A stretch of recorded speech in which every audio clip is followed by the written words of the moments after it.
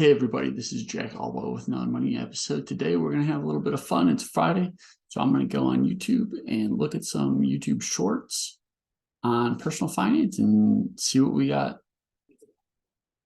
I had a woman come to see me not long ago. 45% of you will end up broke when you're 60 years old. 45% of you did not have parents that taught you how to properly manage your money.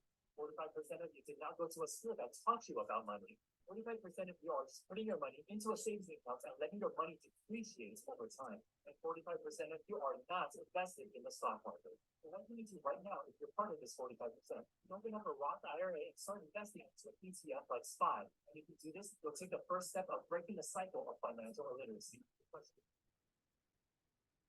I'm not sure where he gets this 45% that he keeps regurgitating over and over again, but yeah, I mean, there's definitely a lot of people that are not invested at all. And when, there's a lot of money printing or quantitative easing, the people that have no assets really get hurt because the inflation is eating those people's savings. So yeah, invest in something. Ooh, let's see what Warren Buffett has to say. Not long ago, she come out with some money, not very much, but it was a lot to her. And she said, "What should I do with it?" And I said, "Well, put it on your credit card." Well, I owe X. He said, "Well, what you should do?" I don't know what interest rate she was paying, something like 18%. I said, "I don't know how to make 18%. If I owed any money at 18%, then the first thing I do is any money I had would be to pay it off. It's going to be way better than any investment idea I've got."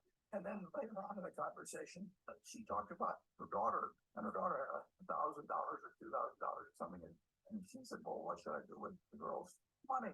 And I said, "Have her lend it to you. I mean, he's not willing to pay 18%. She's not going to find a better deal. I'll lend you money." It doesn't make sense. You can't go through life borrowing money at those rates. The world is in love with credit cards. But I would suggest to anybody that the first thing they do in life is don't be paying even 12% to anybody. Pay that off if they're really a good credit. Couldn't agree more.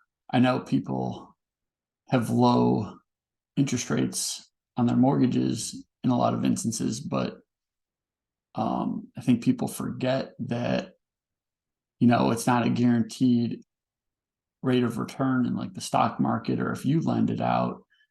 So if you think, I'm borrowing my mortgages at, 4% or 3%, well, I should just, keep the money and not pay it off and put it in the stock market or invest elsewhere. But there is an element of risk, and you could just pay it off and lock in that rate. So 18% is great. So yeah, if you have high interest credit cards or any sort of loans that are that high, mathematically, you would want to pay off the highest interest rate ones first. Now, Dave Ramsey actually has this debt snowball method where he's actually advising people to pay off the lowest balance first. And I can kind of see that in a lot of instances just to simplify your life and get rid of those debts. But 18% is a lot. Those credit card companies probably charge you more on really trying to understand. Do yourself a favor if you get in the habit of only spending what you actually spend per week and pay that credit card off I just don't know how people can get in the habit of. I get it. Like you might have some bad luck. You might need to dip into your credit card, but you really, if you can't get that under control, you're going to have a lot of problems.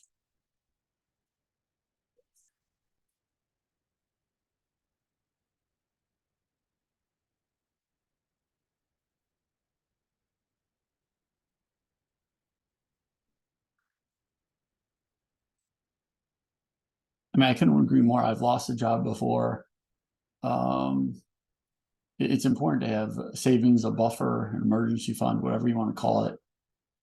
You need optionality in your life. The more options you have, the better off your life will be.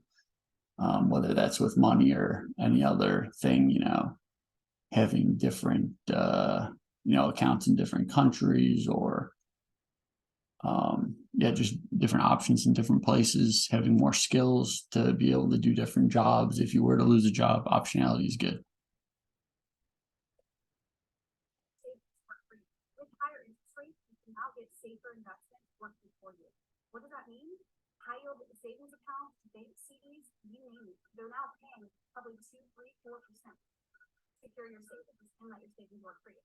I'm Shannon with Wealth Growth. When I was a kid, in my mind, what meant to be successful, it was a Rolex watch. I thought for years every successful man has a Rolex watch and has diamonds in it. So when I finally was making a little bit of money, and this was in 1999. By the way, I was still living in an apartment, paying monthly rent. So I thought, this is it. I'm going to splurge, and I went and I got myself a Rolex. I wore it at that time. I was wrestling. I wore it in the ring. One of the wrestlers fell on the Rolex when it came off. It broke on live TV, and you see me. Oh my gosh!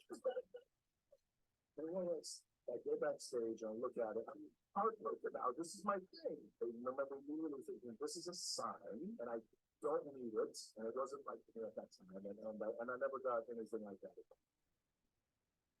I mean, this makes me think kind of the difference between rich and wealthy, just how much money you make. And if you're making a lot of money and then just spending it, you could be rich. You could be making 100 grand, 200 grand, 300 grand, but if you're spending everything, you don't really have a buffer in terms of being able to just quit work. And the wealthy people are able to stop working for a while. And what wealth, I like to think of it as being measured in time.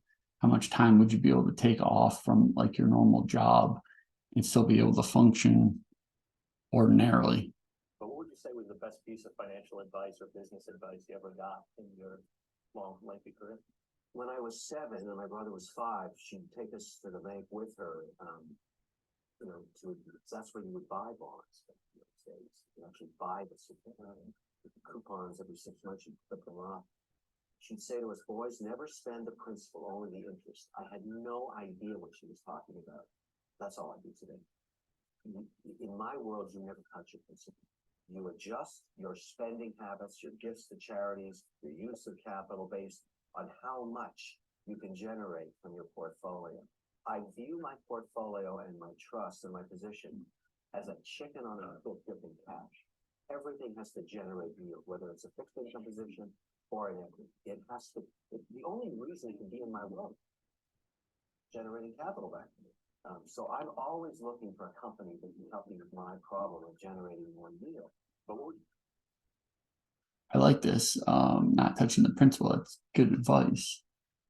It's that concept of delayed gratification. And, if you just let all that interest keep working, I mean, it's like you have like little green soldiers making more money for you. I'm not sure if this is personal finance. What's the time when you're in a restaurant talking?